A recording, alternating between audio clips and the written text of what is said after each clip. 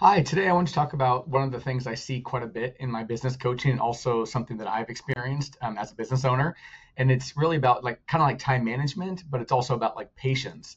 So what I'm referring to is this idea of, we have a lot of things we can do in a day, and there's lots of things that we can do that make a difference in our business. I think about, the biggest bang for the buck or how to move the needle in the business.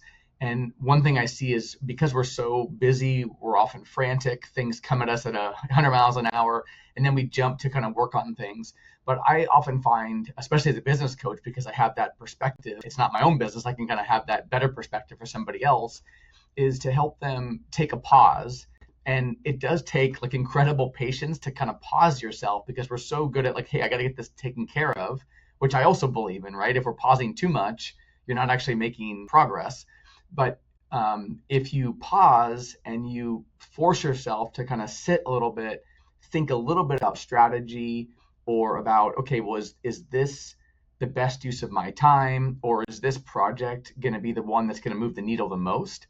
I find that bit of a pause, that perspective can do wonders for you and your business. Because often if you're racing to something, you race down the wrong path. Well, then you got to you got to backpedal and then go back the other direction. Or you're doing something that's not really moving the needle. It might keep you very busy. It might keep you very engaged, take up a lot of your time, but the impact is not going to be that great considering a different path you could have gone.